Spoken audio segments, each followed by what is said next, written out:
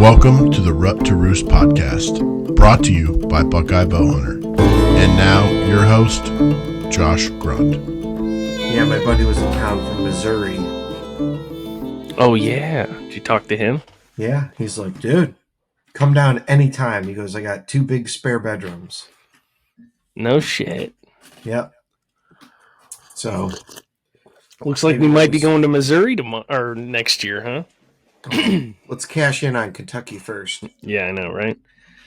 Yeah, that's what we're going to talk about today, guys. Thanks for joining us. It is early on a Saturday morning, so bear with us. Our brains aren't fully up and running yet. I'm still drinking my first cup of coffee, but we wanted to get this out there. We talked last episode about the first part of my Kentucky hunt, because I was up there for, from opening day till last weekend, so almost, 8 or 9 days. And John ended up coming out, I think, Thursday evening. Yeah. So we talked about everything that happened to me up until essentially John showed up.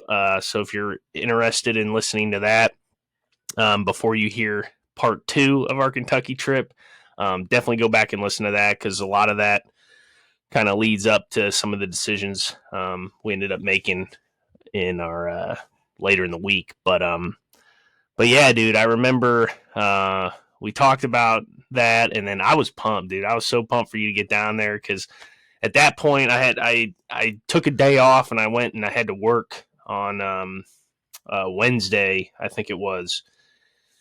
And I was exhausted, dude. I got back and I was like, dude, I need John here to pump me up and get us going, dude. Because just a little quick recap. Earlier in the week, we had like a big thunderstorm come through and a big cold front come through. And that cold front sparked a ton of movement. It was just comfortable. I was in the tree stand in the morning wearing like a freaking like a hoodie or a jacket every morning, because it was that chilly. But by the time you got there, it was easily in the 90s every afternoon. It was roasting. Yes. Very hot. Excuse me. Yeah, no, I don't think I've ever hunted in 90-degree weather before.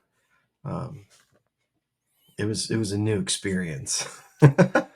Yes, it was. It's I did it last year. Last year I think it was it ended up probably being about the same as last year towards the end of the week this year. And it is hot, man, and it's sweaty, and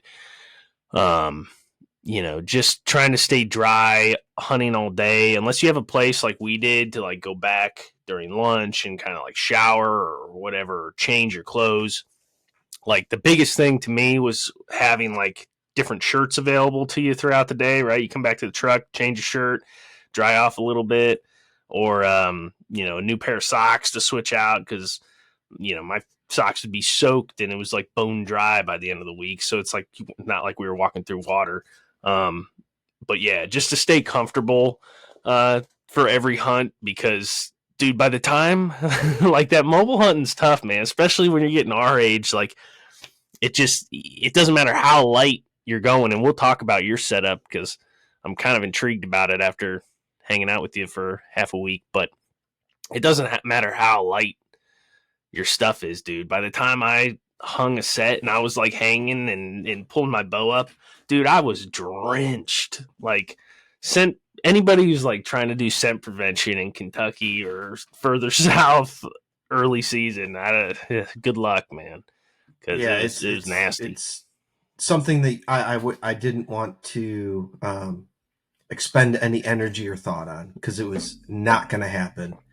I know every day we'd walk in, hunt, hike, look for the next spot, hunt, head back. Every time we walked anywhere, we were drenched. Mm-hmm. Shirt soaked. I think we did pretty good though. Talking about it and being prepared for that. Like you said, extra shirts. those little lightweight 150 gram merino shirts, huge. Highly recommend. Because they just dried really, really fast. Oh, yeah. And they weren't gross. You wear just a regular cotton t-shirt or anything synthetic, and you get it super sweated up, and then it dries out, and you try and wear it again and get sweaty again. It stinks. BO smell. For whatever reason, that merino wool, that natural fiber, just doesn't get as stinky. And don't get me wrong, it's not scent free, but it's tolerable. So I was totally fine with re-wearing it versus maybe something else that I'd wear, and I'd be like, I can't even wear this because it grosses me out. It's my own smell, Yep. No, that's a big deal, man, because you're right. Like, even like those, I have a a bunch of those like athletic, like moisture wicking material, that synthetic material, you know what I'm talking about? And I wore a few of those earlier in the week, and you got one hunt out of them, dude. And they were just nasty, Yeah. But the merino wool, you like, if you got a couple to like kind of, go back and forth with the afternoon, you come back, throw it out on the bed of your truck, and it's dry in 10 minutes, and you can wear it later or, wear it the next morning. But yeah, is like, before we start talking about deer hunting, what do you think about like the bugs down there? Do you think? I don't think they were that bad. They weren't, were they? No, I don't think they were overly anything. I know I've early hunted in Northeast Ohio on a swamp, and they were bad. Yeah. I didn't think, the mosquitoes, yes. We didn't run into any ticks. Well, that permethrin, like last year I didn't use permethrin, dude. And I had chiggers, I had ticks, I had all kinds of stuff. I went to the hospital, or not the hospital, but like urgent care, because I found a deer tick on me last year. So like, yeah, I was there for 9 days and never had a tick on me, which is, I thought, permethrin Excellent. works, man. Yeah, that's awesome. I do have a lot of mosquito bites. They were little dudes. I did have a thermocell, but yeah. How often were you running that thing? Were you running that in the mornings or in the evenings, or not in the mornings? In the evenings, I did, and then I had a picaridin spray. So I'd end up spraying like around the collar of my neck, around the back of my neck, my hat, and then the tops of my hands with that picaridin spray. And that seemed to work pretty darn good. I know the one day that I forgot to do it, and they were on me trying to bite me. Got lit up, huh? Yeah. Yeah, they weren't that bad this year, man. Last year, dude, I was like mentally prepared. Like the spiders too were drastically like reduced, because last year, I mean, you couldn't walk through the woods and you were running into these big, fat, nasty looking spiders. It was terrible. And this year there were none. I don't know if that cold front came through and kind of just pushed them all out or something like that. Because by the end of the week, you started seeing a little more, I think. But yeah, the mosquitoes weren't as bad this year. I think it was drier this year. I think it rained a lot when I was down there last year, if I remember right. I think it rained like twice, so that could have had, a big effect on the mosquitoes. But yeah, it was bearable. It was not. I mean, it was more than bearable. It was kind of enjoyable. Some of the mornings with a little wind, you didn't even have to run the thermocell, and it was not a bug in sight. So that was pretty cool. But anyways, as I'm sipping down this coffee, let's talk about some deer hunting. Yeah. So Thursday I came down after work, and you had already been down there, which I greatly appreciated because you did a lot of the work. That pre-scouting, you did a heck of a job, and I commend you for it. Well, thank you. It would have been very difficult for me to go down there and get into hunts in like 4 days. I think that would have been incredibly difficult. Yeah. I think there is some truth to if you only have 4 days, you got to scout for 3 days and only hunt once. I think there's some serious truth to that. Otherwise, you're wasting your time. And you had a week, almost 2 weeks, and we really didn't get into it till the last couple of days. Yeah. Well, I think a lot of that had to do with like just shifting food sources too. I think definitely I was on a lot of deer earlier in the week, and then as the beans, like you saw it, like the beans were like green when I got there, and by the time we left, like those fields were yellow, or they had cut beans across the street from the place we were hunting. So, with that happening, and then we'll talk about it. The acorns started really coming on, the Saturday and into Sunday. That kind of changes the whole game. So like, that's what you said though. That's how important it is to like be scouting throughout the season and having up to date information, right? As opposed to just like, that's why, as a dumb example, like scouting in the summer to me doesn't really help you too much because they're not going to be doing that in the fall when you're hunting them. And on a micro scale, like day to day, when you're hunting, especially when you're hunting like big woods deer or public land deer, where like their food sources and their bedding locations are probably changing very rapidly and very quickly all the time. It's, kind of different, I think. In places like where we hunt, there's not a lot of cover or a lot of woods, and the food sources are kind of consistent, right? So I think they're probably doing the same thing more often than not. Certain times of the year they're not changing so much, but you get down into them like big woods places, it's like acorns, browse is changing all the time. They're losing any ag that's surrounding it, and the wind changes constantly with the topography and the hills, which is going to change how they're bedding and using it, and swamps are filling up and drying up and all this stuff changing bedding. So being able to, like you said, scout and then hunt, I think is, and I think me and you did a way better job of that this year than I did by myself last year. Way better job. And it felt like, I don't know, we'll talk about the last hunt we got into, but when we got into it, it was like, we did it, Yes, like it was like we found it. We finally got into exactly what we were thinking. Exactly. I know throughout the entire thing, the entire trip, we're always like, this looks good. It's got some sign, but I bet there's something better. Yep. I constantly had that feeling. I'm like, it could happen here. They've been through. Yep. Is it the spot? Maybe not. I don't know. I haven't seen it yet. And then when we finally found it, we're like, oh yeah, definitely. Now we know it. We're here. Yep. Well, let's start at the beginning. So you got there Thursday night. I had scouted throughout the week. I had a couple spots that I was like, that I found acorn trees kind of dropping or starting to drop a little bit. And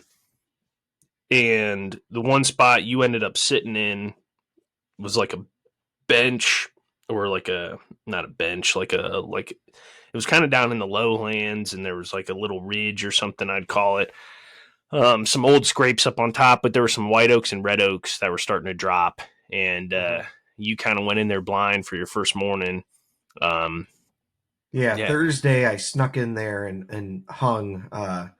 So I had two options. I had my sticks, and then I had a little saddle platform, kind of as like a preset. And then I had my one stick is like my regular setup. So Thursday, I literally drove from Cleveland down to Kentucky, and then drove right to this pull off that you pinned for me, and gave me a general direction. And on the back side of this little knoll, you should find this tree, and there's a little scrape. Somehow I found it. Yeah, that little spot was like a freaking, like you get in there and you just lose all sense of direction for some reason. It was weird. It was only like 150 yards off where my truck was, but yeah, Dude, I couldn't get out. Yeah. I couldn't find my way out. That's It was how- 150 yards. I'm like, oh boy, if this is how this trip's gonna go, like, yikes. that happened to me in the daylight when I was scouting it. Like, I was like, dude, I just, you always have a sense of where the road is or whatever. Sure. And I just like start walking towards the road, and I'm walking and walking, and it's like, dude, where am I going? I like pull my Onyx up. Dude, I literally was going like 90 degrees the wrong direction for like 250 yards. I'm like, what the heck? Like, turn and Yeah. it was goofy. Something goofy about it in there. But yeah, you saw some deer, and I did. Yeah. Even setting up, I heard them around me. And then I tried to sneak out. I mean, I don't know. 150 yards was like 400 yards for me getting out because I couldn't get out. But that leads into, Friday morning. I got in there, ended up bumping deer on the way in.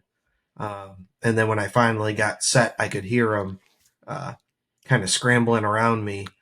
And then, you were only, 500 yards from where I was at? You were below me. yeah, there was another spot that I had found that was like a creek bottom, and there was a big pond like way back in the woods that had a bunch of thick stuff growing around it, and this creek kind of run into it, and then there was like an old, I don't even know what it was, like an old logging path or just a 2-track that kind of crossed right there. And there were some good tracks down in there. There wasn't any big tracks, but there were definitely deer in there, right? And this block butt up next to beans on like 2 sides at this point in the week, right? So my thought was, the further up into that block that we got towards private, there were, closer to the beans, there was more and more and more sign. And my thought process was, let's start out at the edges and we'll kind of work in further. It didn't really end up working out like that because we didn't ever really get a wind for it. But yeah, I was like 400 and some yards from you on this little creek crossing. And I just remember I got set up and it started to get light out, and that doe just starts. I could hear her just lighting you up, man. Lit me up. I was like, welcome to Kentucky, John. Yeah. No, I was all set up, and I saw these group of does working their way up. I'm like, uh-oh. They're heading in the spot I don't want them to go. Uh-oh. And she caught my wind, and she went bananas. Loud as she could, blowing as hard as she could. Yep. Probably the first time she ran into a person all year, Yeah. No, she blew her top. That was welcome. First hunt. Yeah. So then like 9:00 or something like that, I hear another doe start blowing up to the north of me, like towards the bean fields. And I'm probably half a mile off these bean fields. And I hear like rustling and moving around, and this fawn, she still had spots, comes like running around the tip of this hill, comes within 50 yards, stands there forever, and then just beds down right in front of me. So that was kind of cool. I had this little fawn come bed down. I got some cool video of her. And then you text me and you're like, you'll never guess what just ran by me. Mm-hmm. A black and like yellow coyote. This thing was jet black. Very cool. Yeah, no, it was awesome. Through all the brush and everything, I'm like, oh, somebody let his dog out. It looks like a German Shepherd running through the woods. And then I finally got to see him. He got into 40, 50 yards. I'm like, oh, wow, jet black coyote with a yellow belly. Looked just like a German Shepherd. I forever have never had any interest in shooting a coyote. But this dude was so cool looking that I'm like, you know what? If he gives me a shot, taking it. Oh yeah. The arrow. I don't care. He would be worth it. He was that cool looking. Like you said, tanned on the back of your couch out at the, out at the land. That would have been cool. Very cool. Yeah. I got a little bit of video on my phone, but he moves so fast through there that I never had an opportunity. Yeah, but I think he had something to do with, pushing those does that were up in front of me, because it was literally that happened, and then like within 10 minutes you were like, I just saw a black coyote, so pretty cool. But that hunt ended. We ended up getting down, and then we scouted right at that point. Yep, put the miles on, started to get after it. Let's see. Yeah, we always had the Boone in the back of our mind.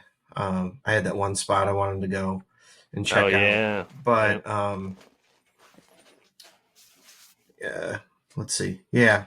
So well, there was this big giant, like, old, I don't know, what would you call it? A thicket, or like an old overgrown, like, fallow pastures? Like, what would you call all that bedding that we ended up spending like the whole weekend hunting? Yeah, so I think it was like they were old, like, farm fields and like those pines. It was farm field with fence rows, because there was an old, wire fence with what is it? Osage posts. Yeah. The ones that never descend, they just forever are good wood. They're good posts. But it was, it was grown up a little bit, but it was very thick. I wanted to get in there all week. Like, and that I knew I was, not that I was like kind of saving that for us, but like I kind of was. That was my, like, this is where it's going to happen, somewhere in this big chunk. And it's not far from the parking lot either, And No. Let's just talk about this real quick. Early season Kentucky, not that I want to, like, promote it or anything, but there was not that many people down there at all. Like, not during the week. Not during the week. When the weekend hit, everybody, there was an influx in people. But nobody ever really messed us up. Nobody messed us up because everybody had their heart set on the edges of those bean fields. I agree. And you had already given that a poke. More or less, more opening day-ish week. Mm-hmm. So you had already given that a shot, and you ran into people. But everybody that came in that second weekend, I think that's what they had their eyes set on. I know I ran into a couple of younger guys from Ohio, and I don't know that they knew what they were getting into. We just had general conversation, and they're like, well, what you've been here for a couple of days. What do you think the key is to running into something? I go, lace up the boots, fellas. I go, it's, you got to get out there and find it. It's not going to be easily found on your map. So I think everybody that can get on their phone saw the edges of those bean fields, and they've already walked through it. They've already hunted it. Well, yeah, if you listen to part 1, you'll know that of my trip. But yeah, it's the easy thing to do, right? Sure. All the beans are down in the bottoms. It's all flat, easy to get to. I mean, there's not more than a 200-yard walk to, a couple of these locations where you would hunt. And like I said, by the time you got there, I think the deer were moving off of that. At least for a portion of their day. I'm sure they were making it to the beans at some point, but acorns were starting to drop. That's what, when me and you were scouting that first morning, that's what we're kind of keying in on, is like, we're going to find a tree that's dropping, and, we need to find that feed tree, right? Yeah. Yeah. And we pounded out miles, and we pinned as many oak trees that we could find, actively dropping. Yeah, I think we spent all day. What was it, like 7 or 8 miles we walked? Something like that. Yeah, it was a long day, man. It was a long day. We just walked and pinned and tried to figure it out. And really, what we found, that's the thing down in Kentucky. There's a lot of white oaks, at least in my perspective, from where I typically hunt. I felt like there was more. There's a higher percent of white oaks than I'm typically used to. I I think predominantly where I hunt, it's red, a lot of reds. And I almost felt like in Kentucky it was flipped. There was a lot of white with some red, and where I hunt, it's predominantly red with some white. That's a good way to see it. Yeah, I agree. That was my observation. But it didn't matter because you had to find the actively dropping one. And I think over that 7-8 miles, we found maybe 2 trees that we were like, this is on the verge of starting to rain. You know, we found some fresh guys on the ground. We found some poop. It wasn't torn up because, you know, we could stand there and just be quiet for maybe 10 minutes and count the amount of acorns that fell. And dude, it was maybe a handful in 10 minutes.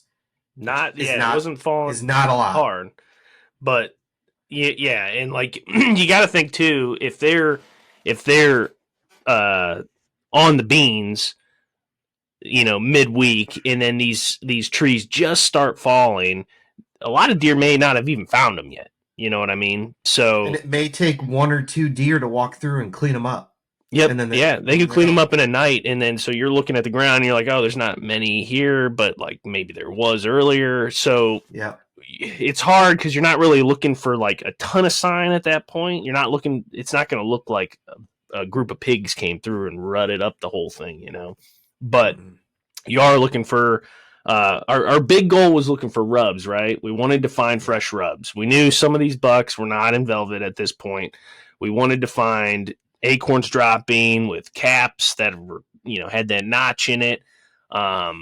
We wanted to find, you know, fresh poop, tracks, and something that made sense, like in context of like food to bedding, right? So if these deer are bedded, they're getting up. We want an acorn tree that's like kind of close to bedding or where we think they're bedding, so that we have a shot at them in the daylight, either leaving that bedding area or coming back to that bedding area. And what was interesting about this point in the week too is like, well, even like this year in general, I don't think it's going to be a very good acorn year based on what we saw. Now, the whole state might be different, but on the property we were walking around scouting on Friday with binoculars, and half the trees we were looking at didn't even have acorns on them, you know? Yeah. And the ones that we did find with acorns on them didn't really have that many, it looked like to me.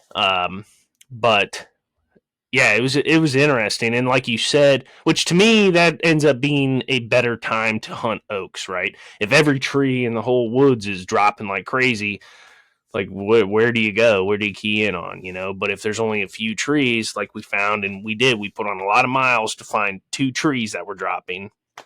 And so the one spot we found that you sat on was kind of in between that overgrown, thick, gnarly pasture with the fence row and everything, and there were some big old growth white oaks down in there. Well, we found 1 or 2 of them that were kind of just starting to drop. You found some green acorns, and you know, there were some fresh tracks in there, some fresh poop, and there was just a ton of bedding around there. Right, it's not far from the parking lot. It's probably, you know, a half a mile walk, not very far. It's all flat. But at this point in the year, I don't think anybody had even been back there. These deer are very unpressured, worth a shot. The other spot we found was way up on the top, this ridge. Yep. And I wanted to go up there really bad because I remember, this is why onyx and pins are so important, guys, and being able to remember this stuff is back in turkey season, like the very first year I was there, running around on this property. I remember set up on some birds, and they were like up over a ridge from me. And I remember looking down on this bench and watching a group of bachelor bucks with big nubs come walking this trail all the way up the edge of this bench and like circling around me and going up in this thick stuff to bed. And I just kept thinking about that. Like, I know that was springtime, and now we're talking late summer, so it might be different. But like, something about that, I'm like, I just want to go look at it. And I kind of waited for you because it was such a long walk, and I'm like, I needed a little motivation to get up that hill. Yeah.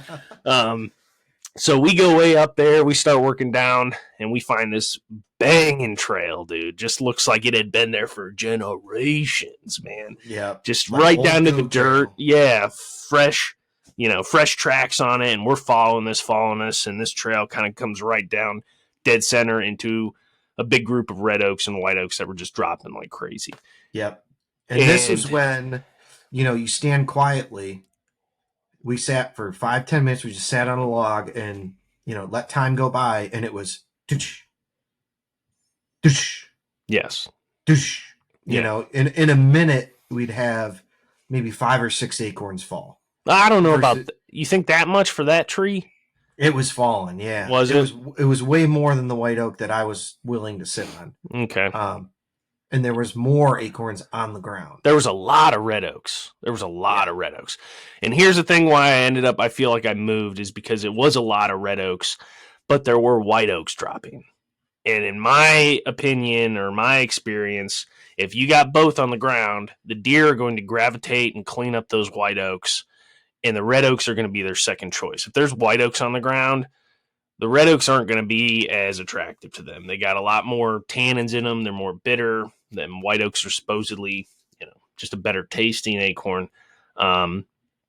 So that may have had something to do with why I didn't see any deer. I ended up, but before we get too far from that, we found a rub up there, right? We found a big old rub.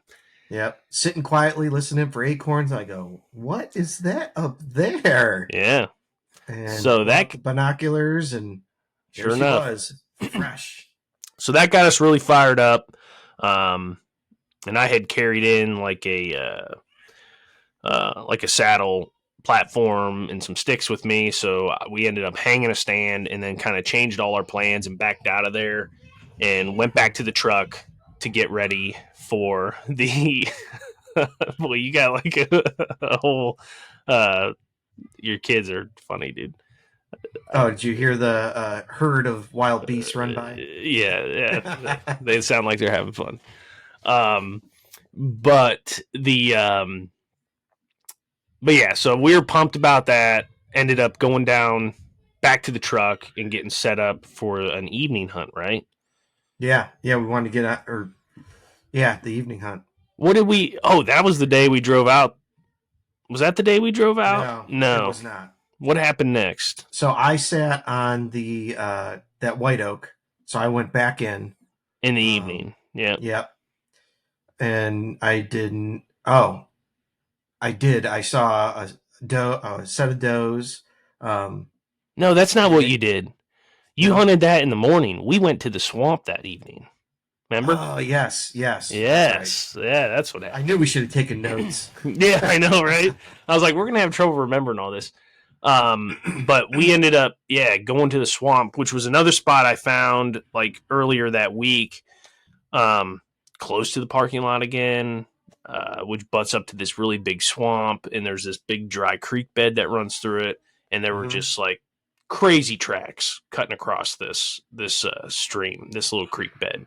It butt up really close to private too, which, was probably full of bedding and, a bunch of unpressured deer, bunch of big tracks in the creek bed where they were crossing. And it all kind of made sense with some of the big tracks I found earlier in the week and the bean field and all that. And it was a quick hunt. And because we had scouted all day, we were like whooped. We had a good win for this spot. So we're like, let's just get in there and double team it. Right. I mean, this spot from like, there was a power line involved too. From the power line to the edge of the swamp is like what, 150 yards? Yeah. Yeah. And it offered me the opportunity to put my one stick on its virgin voyage. It's virgin voyage. Yeah. Initial voyage. A bunch of straight trees, get up high. We can talk about your one stick a little bit, but I think we should have a whole podcast about what you think Sure. about it too. But like, just like real quick, you know, after that first morning hunt, because you didn't get it in the mail until like the day before you left. It was so like you never used it before. After that first morning hunt, we met up before we went and did all this scouting, and you just kind of practiced 2 or 3 times in a couple trees. Yep.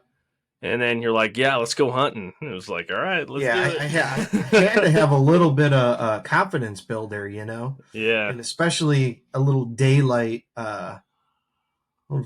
doing it in the daylight versus, you know, my red lamp, my headlamp. Yes. Ew. So, I climbed like 5 times, ascend, descend, kind of build my confidence. You know, I'm still clunky. It's brand new. But I had to, you know, build my confidence so I could not be as scared Mm-hmm. As I would normally be. I mean, there was like, and we'll talk about it, dude. I walked up on you after the one morning. You were like 30 freaking feet in the air, dude. But it does look a little sketchy when you're, you know, you got to really be comfortable with your gear to rappel out of a tree. You know what I mean? Yep. So just learning that, and I think over time it'll just become like, let's do it. You know, like you're not even going to think about it at one point. And I think by the end of that trip, you were definitely getting way more comfortable. But I mean, from watching you do it, you know I'm a one stick hater, but like for a situation like we were in, hunting public land, covering a ton of ground, even with my little, you know, carbon speed sticks and my Lone Wolf custom gear platform, like that got heavy, man. That got heavy, you know, and I might be a little out of shape, but I run every day, and you know, I do some lifting and stuff, and I was a little envious of your little tiny one stick carrying that around. You look like you could have, you know, run circles around me going up those hills. So it may be something I look for, you know, if I end up going down to Kentucky again in November or something like that. I may be going down with some new equipment. I might. We'll see. But yeah, so we hunted that evening down at, we'll do a whole podcast on this, I think, John. I think people will be really interested to see your perspective and talk about like what's weird, like what you thought was freaky or difficult, or you're like goofy and you got over it or whatever. So I think that'll be, talk about the actual equipment you bought. So stay tuned for that, guys. But we hunted down in that swamp. We ended up seeing a bunch of deer. There were deer there for sure.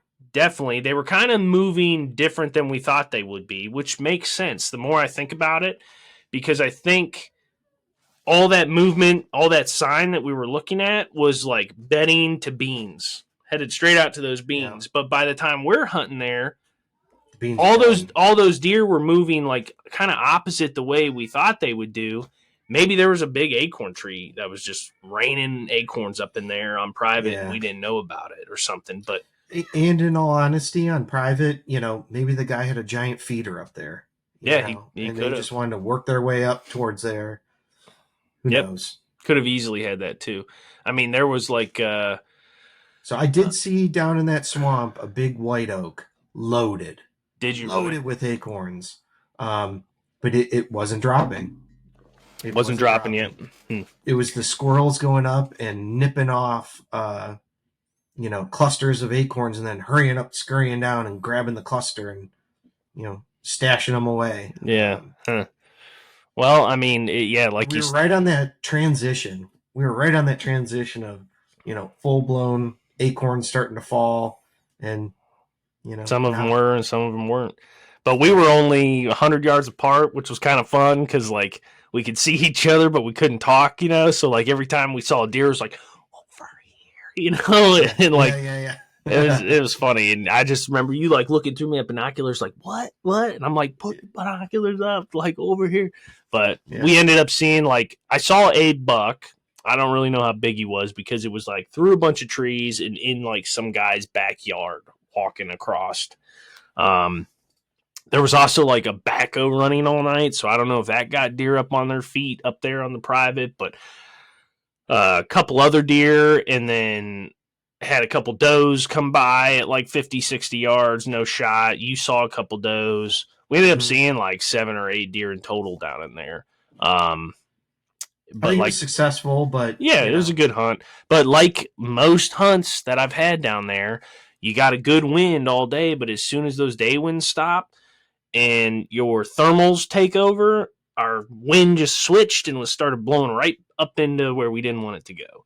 Probably the last 40 minutes. And, at that point, you're on public land. It's like, let's just see what happens the rest of the night. Deer could come from anywhere, I guess, But, if I was hunting at home at that point, I'd probably down and out. Yeah. Oh, yeah. On your own spot, when that wind shifts to an unfavorable, get out. Get out. Don't let them know that you were there. Yep. Like if I'm going in after old 2 trunks opening weekend and I get in there and that wind starts switching, you got to go. Down. You got to go. Get out. Or you probably never going to see him again. Yeah. So yeah, that was a good hunt. Next morning though. Next morning we we were very, very excited to jump into our new spots. You going all the way up the ridge and getting on that fresh rub, jumping in that preset stand. I know you were excited to not carry anything on your back up that mountain face. Very much. Very much. And then I had I ran down into where that oak tree was starting to drop. Yep. Right on that fence row. There were a couple of breaks in the fence right there. And I was, pretty much hugging the side of some bedding. So I was excited about that. Get in. I one stick up into the tree that I had picked out. And it gets to light. And not 10 minutes later, I see, a big dark spot walking through the woods. I'm like, oh, all right. A deer right off the bat. So I pull up my binoculars and look through to get a peek at him. And sure enough, it's a hammer. I couldn't believe it. I almost fell out the tree. I mean, not a scrub buck, not a little basket. I mean, full-fledged 4-5-year-old. Shoot him in Ohio. Oh, I'd shoot him in Ohio without taking a second thought. Just on that first quick glance, I'd peg him in the 140s. He's bigger than this guy. For the people that are watching on YouTube, he's bigger than him. Just real wide, dark brown antlers. And he was walking in, dude. He was heading right for that oak tree. And just to set up the situation, I had a great wind for it.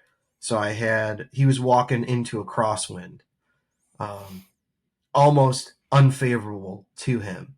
But I think after we had discussed it more, what he was doing was he was probably going to check out that oak tree, see what was going on. And that was a 21-yard shot for me. So when I first saw him, I go, he's dead, dead deer walking.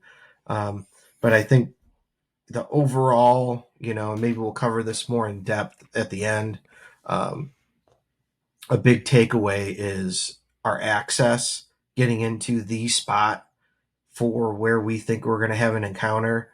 I think we made some mistakes with that. But because when we went out that last day, when we were pulling the deer cart, we'll talk about, we went out a different way. You had found a different access to get in there than we originally found, right? Yeah. And the first morning, you went in like kind of the long way, essentially. I went in the long way, the comfortable way, the way I knew to get to that spot. Yeah. And unfortunately, as this, shooter buck was walking in, he cut my tracks.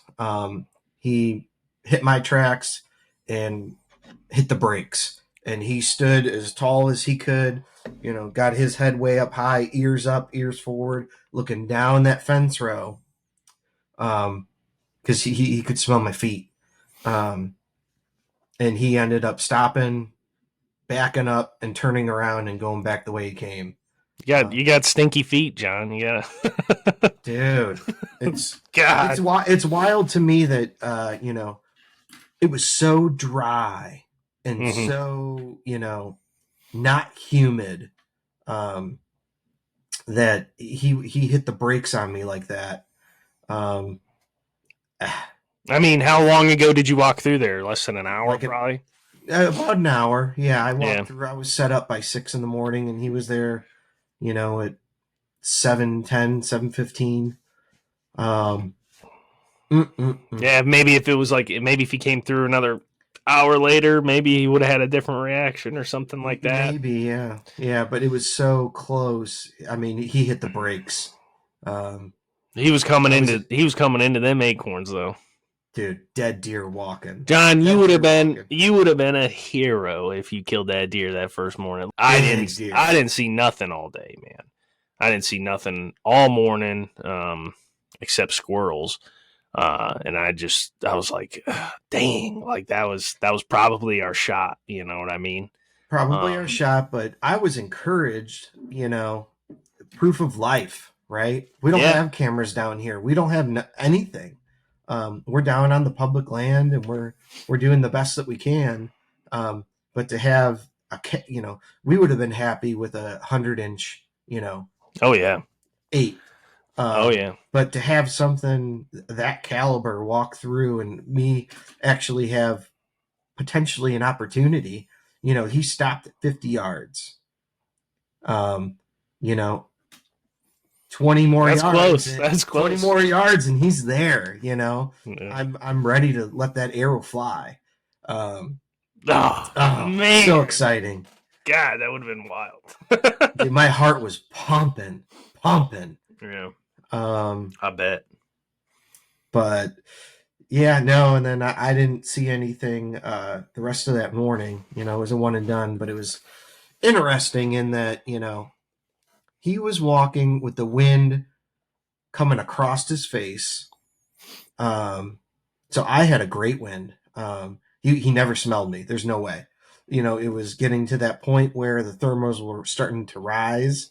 Even if he was behind me, on a bad wind, I'm not convinced if he was close enough that he would have smelled me. Yeah. Because I was throwing milkweed and it was leaving me and staying high, and eventually just working through the woods.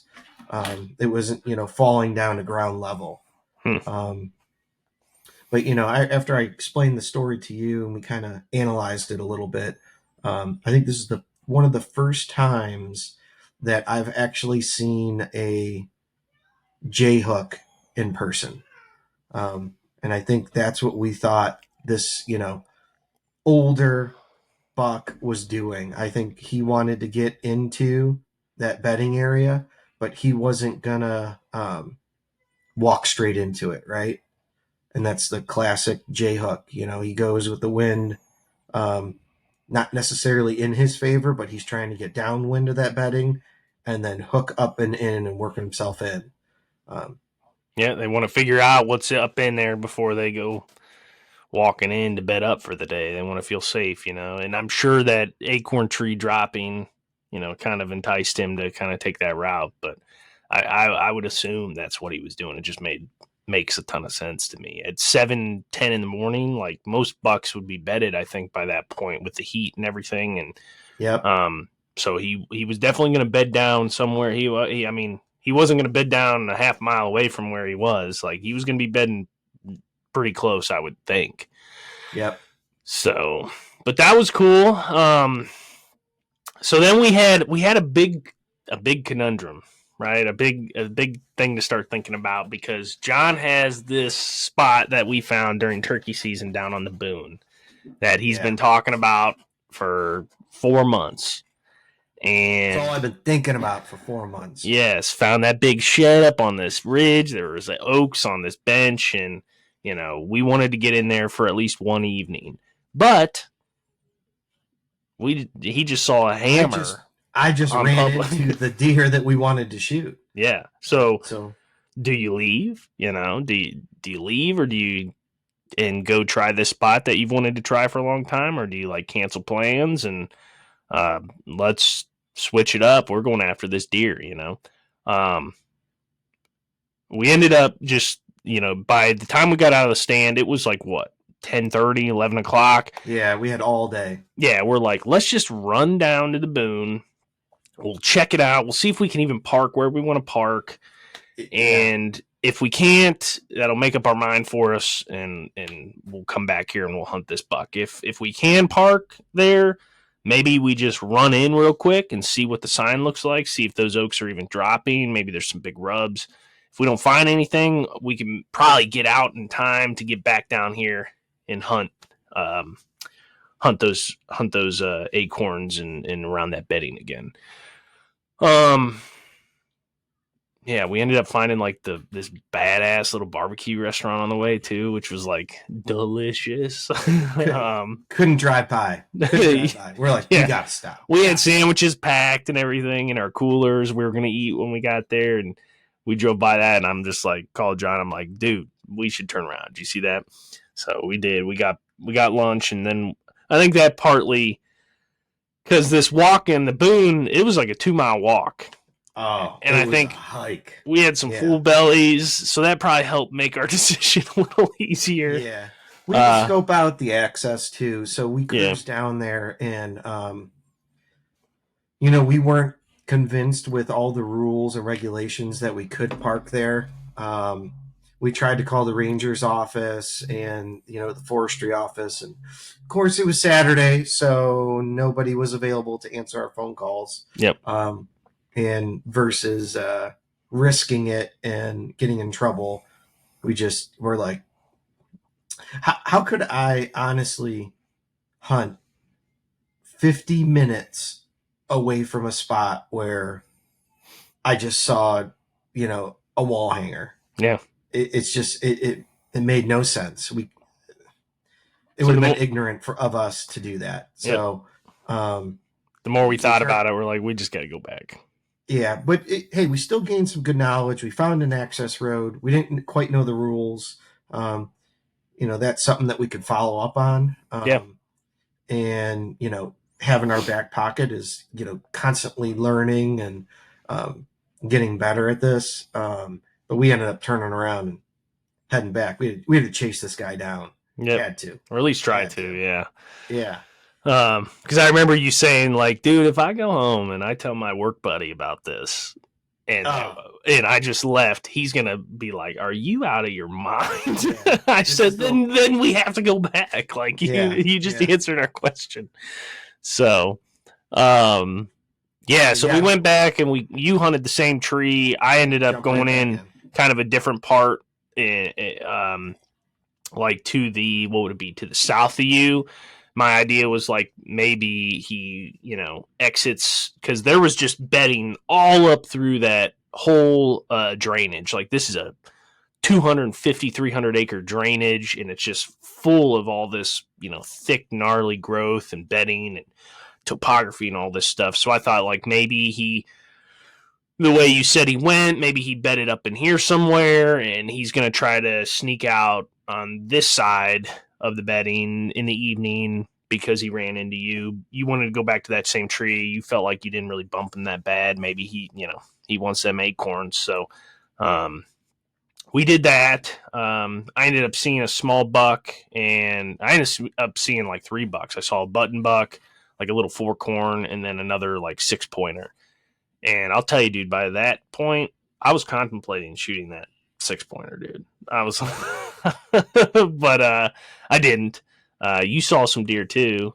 Yeah, I had a big mature doe with a couple of yearlings come out of that bedding, walk straight to that oak tree, and they were underneath that tree scoping it out, crunching acorns, the ones that had fallen. They were eating them up. They hung around me for the majority of the night before they ended up working off. Mm-hmm. I debated shooting her. I don't know. It was just so hot, and I was in the back of my mind. I'm like, this big fella, he's gonna scoot through, or another one. I'm in the area that they're at. I ended up passing, which is fine. But that kind of concluded that spot for that night. Yeah, at that point you were like, The next morning, didn't you hunt the same spot the next morning too? Sunday morning. Right? Didn't you get right back in there again one more time? Did I? Yeah, I think I did. That was the No. You hunted a different spot.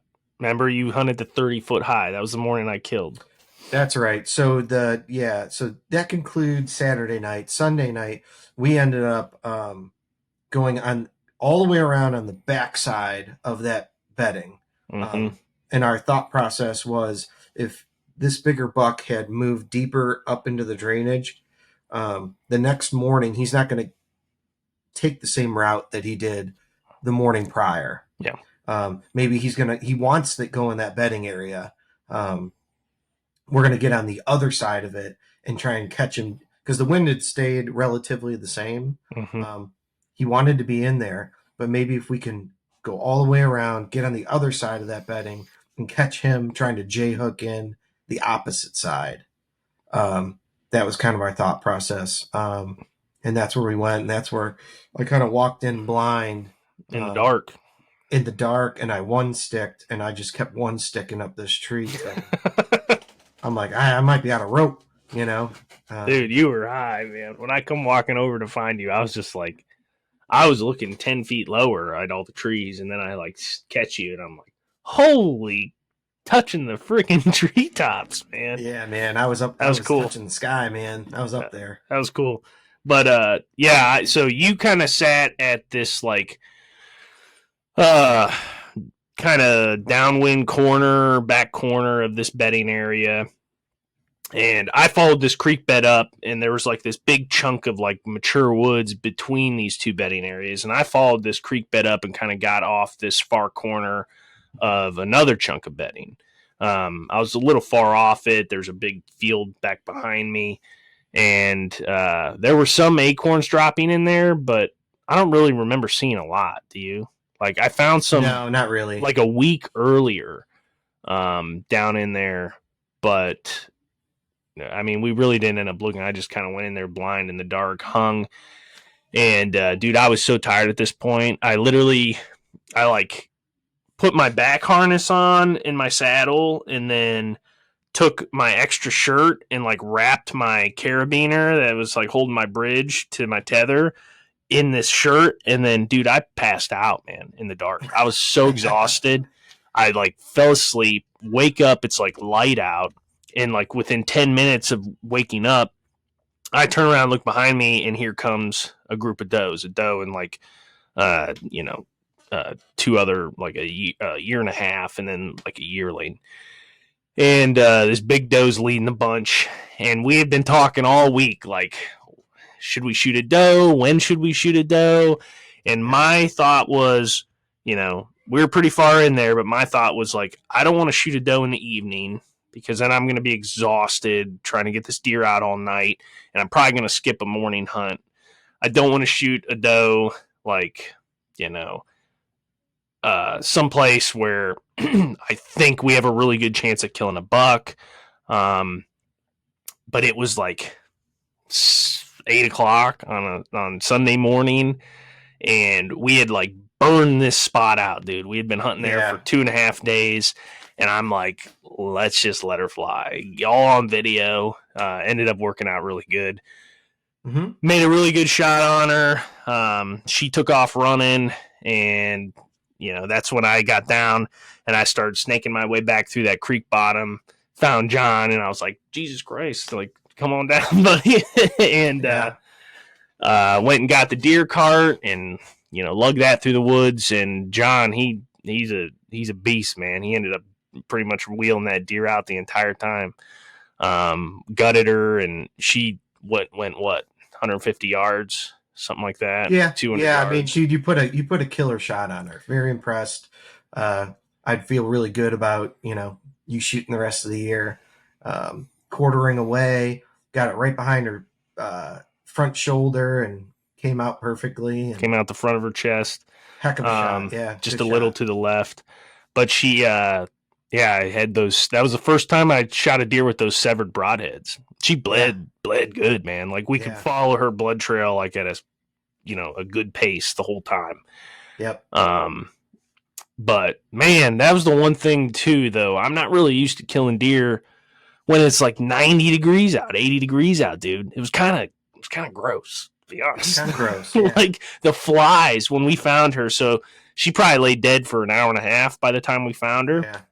Because it's a long walk out to get the deer cart, a long walk back in, all that stuff. I mean, the flies on her were just everywhere, dude. Oh, yeah. So, and I just remember you saying, "Get that gut pile for him and throw that gut pile over there," and it worked, dude. I like kind of gut her and got her all cleaned out and threw that gut pile, and they just covered that gut pile, dude. Yeah. Nasty. And then I just wanted to get her back and get her on ice and get her to a processor as fast as possible. And luckily we found, we're down in them hollers, man, and it is hard to find anybody who's open. And we found a processor through like Facebook who, he ended up doing a great job on butchering the deer and everything. But like it said, like always open. Down. Yeah, go ahead. I got to tell you, down in the South, and this isn't deep South, this is Kentucky, right? But we're still talking Bible Belt. Church is a very big deal. Big deal. And everybody shuts down for church. Yes. And we found that out. Yeah. He has a sign. Found that out. Yeah, we show up. Well, on Facebook it said always open, which we're like, all right, let's go. Show up, and he's got a sign, handwritten sign on his garage door that says, throw deer in the sled, drag it inside. I'll call you when I'm back from church, essentially. So we're like, all right. So we'll just walk into this guy's place. There's like, big velvet racks hanging everywhere and dead deer. It's cool. It's cool to see all the stuff in there. Yeah, it was very cool. And I ended up talking to him when I picked my deer up, John, and it was the same guy who brought his dog to track my buck from last year that we didn't find. Super cool dude, man. Yeah, super chill, really like just nice, and wants to, he was like super pumped, and that, I was telling him how we killed that doe on public and everything, and he was like, no way, wow, that's super cool, and telling me about all the bucks and how to take care of a buck when you kill it in velvet. Essentially, he said you got like as fast as possible. He said it's so important. It's so hard to get like a perfect velvet deer, but you need to essentially not put any pressure on the rack, because if you squeeze it, ruined it. So yeah, I kind of feel bad for the kid from New York that shot that buck, because when I came up on him, he was just manhandling that rack with the velvet, and I don't know how well it's going to come out if he gets it mounted. But so in essence, you don't want to squeeze. You don't want to put vessels. Any pressure on that. Yep, because you don't want to crush those blood vessels in there. Yep. So I said, so how do you usually get a deer like that out? He says, very, very carefully. So having a deer cart, if you're hunting on public land, having, if you're hunting private, having, what do you call it? Like a 4-wheeler or something like that is going to be super important. But he said, you got to get it to him or a person pretty quickly, because they have to inject it with formaldehyde or some sort of chemical that essentially like preserves it. You know what I mean? And keeps it from starting to rot. And yeah, there's a lot that goes into it. And I remember I'm just like, oh man, I'm happy I talked to you. And he was cool too. He was like, yeah, you call me at, 9 o'clock after you kill a buck and you say, I'll be here at 1 a.m. He said, I'll be here waiting for you. He said, just don't show up at 3:30. If you tell me 1 a.m., be here at 1 a.m. But I'm always open, man. I said, all right, good to know. Yeah. So good I said, contact to have. Yeah. Very good contact to have. He's a super cool guy. But yeah, got the deer out of there, found that place, got it all, checked in and all that stuff. So I was feeling, good. This deer's went and bought a bunch of ice and put on her. And, we had, an evening hunt ahead of us. So we went back to my buddy's house where we were staying, showered, watched some football a little bit. Sorry, you're breaking up a little bit. Go ahead. Ate some food, and then we had to get back out there and get after that big guy. And again, we're talking Sunday right now, right? And it's coming down. We got an evening hunt and morning hunt, and that's it. So we threw the stands on our backs and we go, we're going for broke. We think he's in this drainage, but way in the back, that's where we're going. We got 2 more shots at him. Let's go get him in his bedroom. Let's go after him.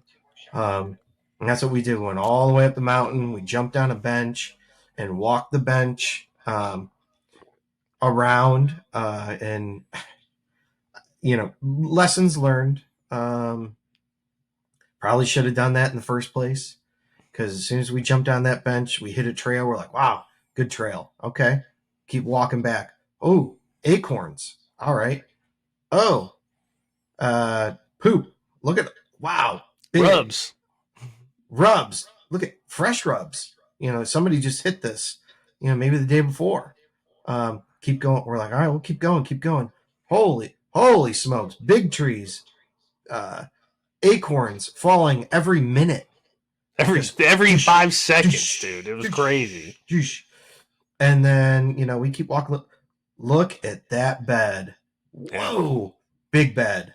Another big bed. We're like, oh, okay.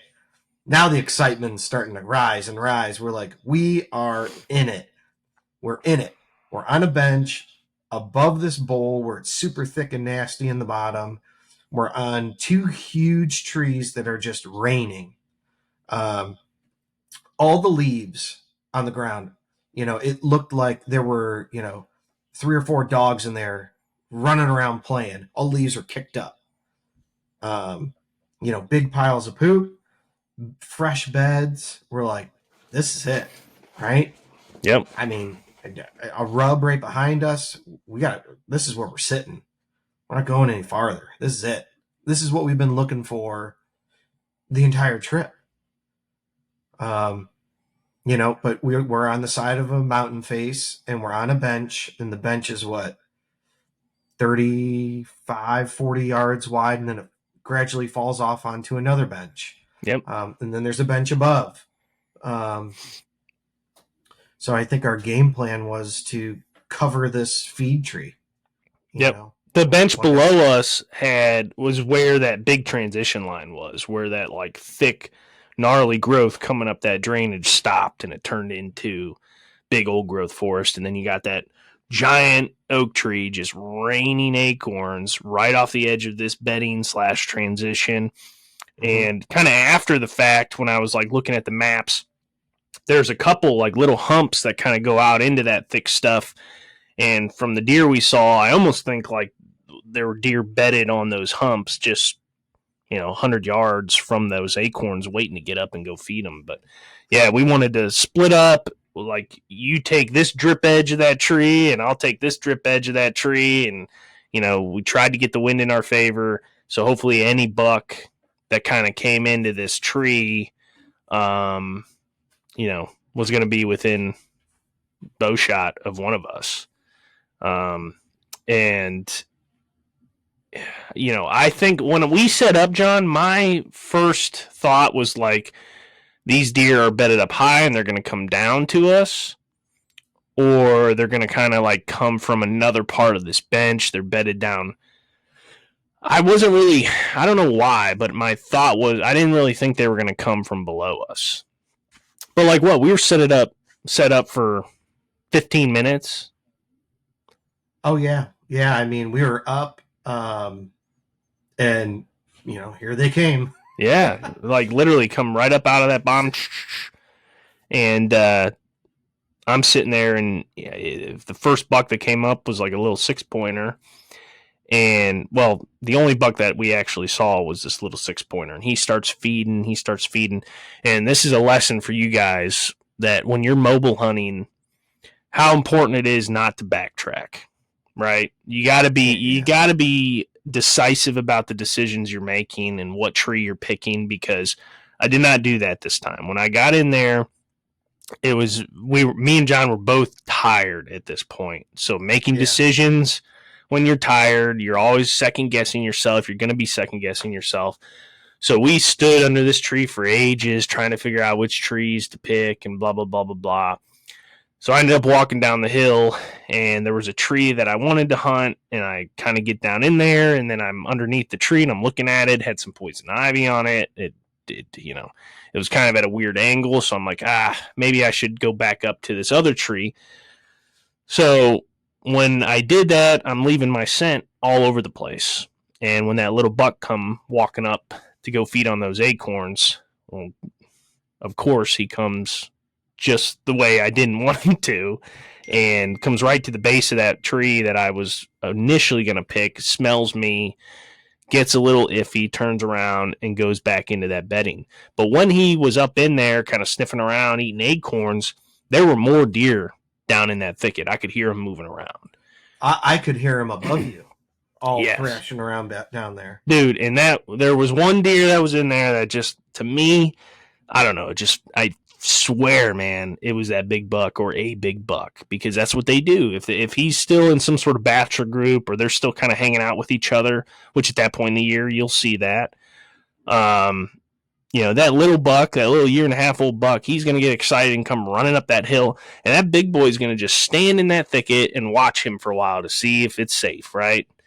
And he come running back all nervous. Well, that's how they live. That's how those big old bucks live, man. And he never came out of that thicket. So I'm not 100% sure it could have been a doe or something, but I would bet money on it that was a more mature deer than the one we were looking at. Yeah, I would agree. Which gave me a ton of confidence, right? It didn't work out the way we wanted to, but dude, we put on miles. We hunted this buck in around this, thick bedding area from different angles, and we were trying to be strategic and stuff about every move that we were making.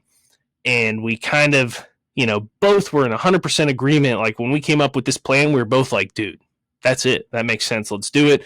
We went up, we scouted, we found this spot, and we had what I think was an encounter with, bucks. And,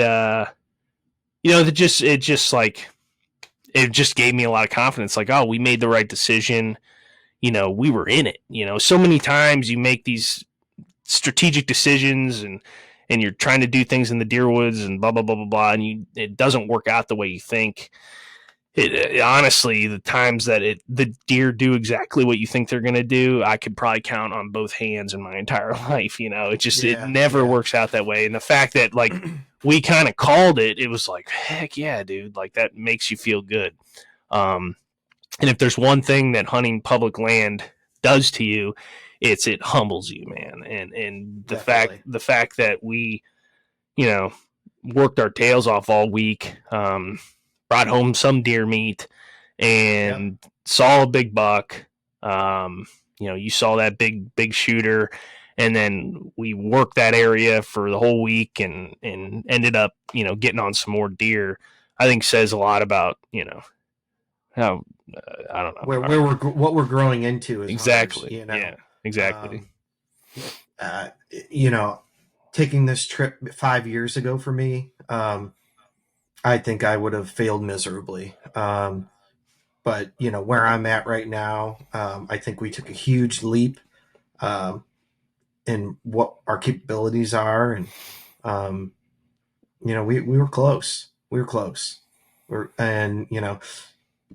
Given unlimited vacation time, I have no doubt we would have made it happen. But, I don't. You don't. We've got real lives. We can't take 10 days for Kentucky to make it happen, but we gave it a good whirl, and we were close. I couldn't be more proud. And I'm excited for, Ohio coming up. I'm excited that, if we succeed in Ohio, we both still have Kentucky tags. Yep. I'm not going to say that, a long weekend back down there is off the table. So what are you, just real quick, we've been talking for a while, but I think this is a good point. That's your first out-of-state trip. That's your first out-of-state deer hunting trip, I should say. You went turkey hunting down there. what are you taking away from just the experience as a whole and like bringing back to your home farm? Like, because for me, hunting out of state and hunting different places changed a lot of like my perspective on how I look. I almost like came home and it's like I'm looking at the properties I've hunted for the last 15 years in a different perspective or a different point of view. We can talk about what that is, but like, what is it? What do you think the big theme you took away from this trip and whatnot? Yeah, no, I've always thought about it. I've always known that, the deer transition, throughout the season. But it was evident down there, from just a week, maybe 12 days, from what you were seeing to when I showed up, how things drastically changed. And having the ability to see the changes and move, looking at old sign and knowing that it's there, but then kind of broadening your idea of what this property is giving you. We're allowed to hunt here, but the deer are allowed to live wherever they want. And understanding that, they're going to be there, but not all the time. And being open to constantly moving. And once you find it, understand what you're looking at. And I know, you listen to a bunch of podcasts, as we all do. And, they're like, oh, hunt the sign, fresh sign. Well, what is that? Yeah. What is this fresh sign that everybody's, saying is the ticket? Yeah. That's such a good hard. point. And dude, it's so hard to find. They're like, oh, find the sign. I found the sign. I killed the deer. What is that? Explain that to me. Yeah. And I think and I'm still learning what that is. And maybe over the next, this season, maybe we can get a little better definition of that. But from what we saw was food that wasn't anywhere else. Beds, so they're spending time there. And then tracks and poop that are like steaming. Yep.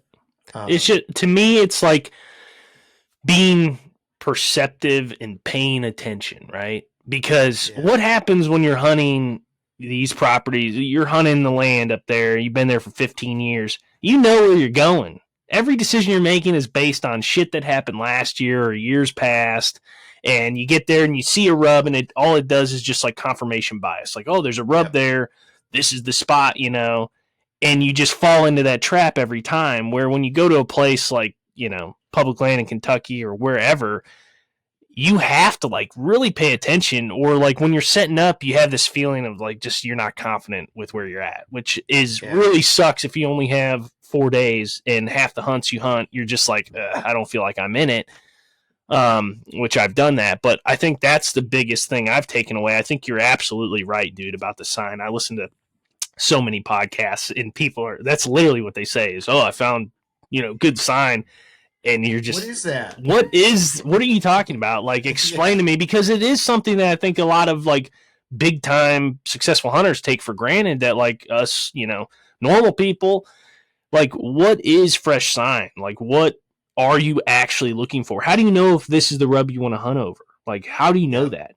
And I think that's a really good, we could probably do a whole series of podcasts about what we think about that and each type of sign and stuff. Like, maybe that's a good idea. Maybe we talk about like scrapes one podcast, we talk about rubs one podcast. Well, yeah. And, throughout the course of this hunting season, when we do find good sign, let's document it. Yeah. And talk about it. Yeah. I know last year when I ran into a couple of bucks, and granted it's on my property, so I have cameras. Okay. Yeah. So I get a picture of a buck and I'm like, okay, I know where he's going. I know where he came from. And when I go in there, typically I'll see a torn up scrape or two and I could smell him, you know? Yeah. Oh, he stinks. I go, he's here.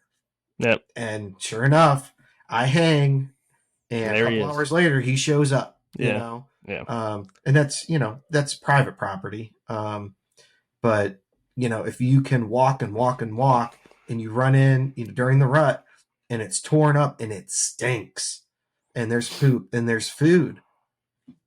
Dude, that might be it. Well, that's the other thing that I take away from this, like maybe most of all, is the role that cameras play in how you hunt here as opposed to, going somewhere where you have no camera. It's so different.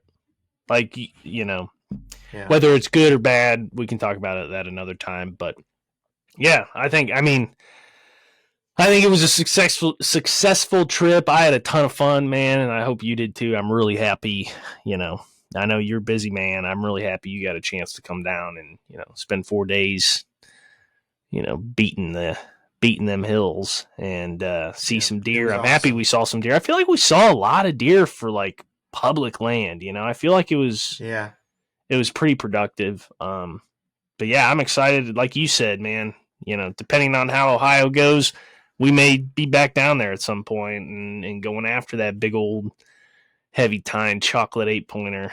So let's find him. Yeah, man. And till next time, right? Yeah, till next time. But I really appreciate you guys listening. I hope you get something out of this. Like I said, I think the next podcast we're going to talk about one sticking and John doing a little one sticking and see what he thinks about that. So definitely stay tuned for that. Stay tuned. I got a bunch of videos coming out from Kentucky. Hopefully I get them out here in the next week or so. But yeah, appreciate you listening. Good luck this season if you're not hunting already. And we'll talk to you guys on the next one.